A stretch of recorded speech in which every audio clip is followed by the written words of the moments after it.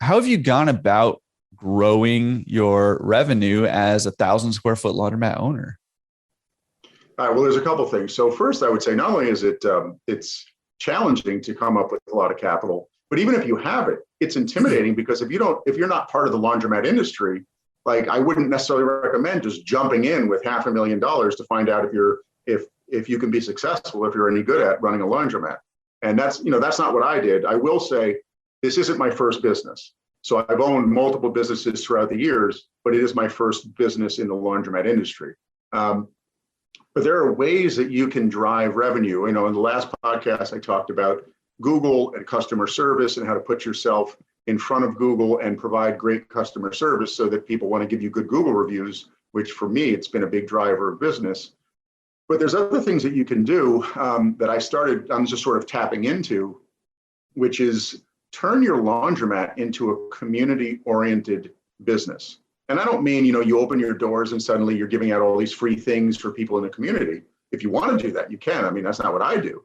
But you can do things like when I first took over, there was what I would call censored community bulletin board.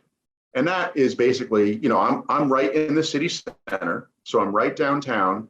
And a lot of people come through the city flyering, meaning they want to announce if they're having an art show, they want to announce if they're going to be a certain band playing at a certain venue, whatever it is. Meditation, I always joke when someone comes in to poster and put something on the board, I always ask, is it dance, yoga, meditation? And usually it's one of those three categories. Or it could be, a clinic for people to learn a new skill, music lessons, whatever it is. And so when I first took over, I noticed that there were certain things, the previous owners would tell me, oh, I wouldn't let them post this because of their political views. And I thought, all right, I'm going to eliminate the censorship. Obviously, I don't want anything profound, in terms of like profanity and things that are illegal, but I'm not going to put my own political views into what I allow in the laundromat. And I want like this to be representative of the entire community. So whether it's, whatever their political perspective is, they can put it in the laundromat.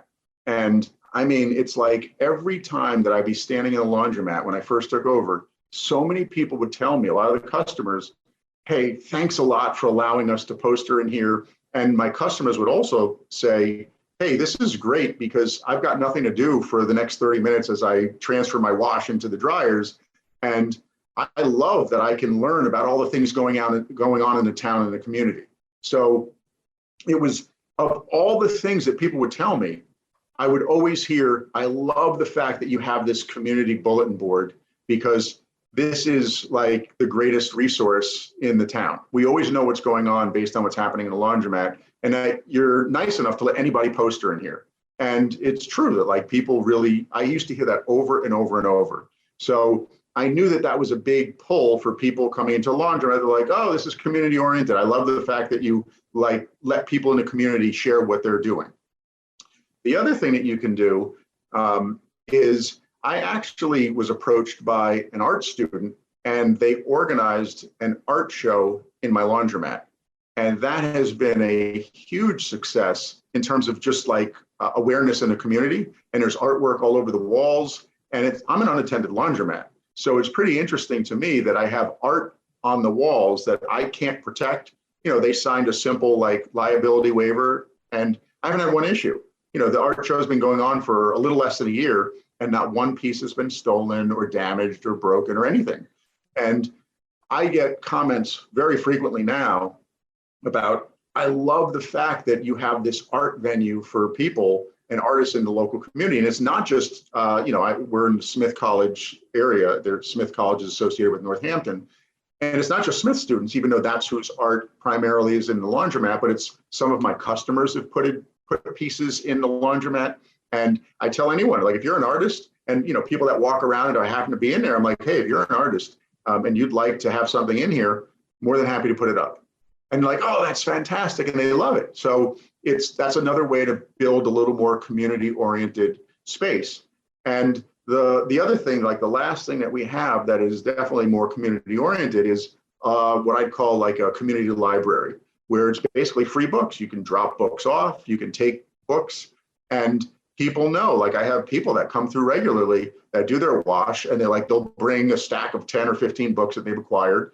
They drop them off, and then they'll sort of rifle through what I have, and they'll take whether it's magazines or whatever it is. And when you look at those three different components, they don't cost money. It's a little bit of time, but it's very, very community oriented and community driven.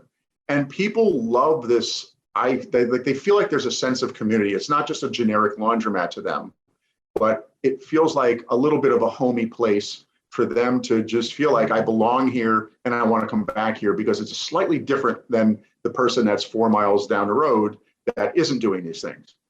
And it's a great marketing tool. Not to mention, when you have an art show, the local newspaper does an article about it. And before you know it, you're gaining a little more momentum for people that didn't know about your laundromat or didn't know that you have a large comforter-sized machine, which somehow you managed to squeeze it into the newspaper article.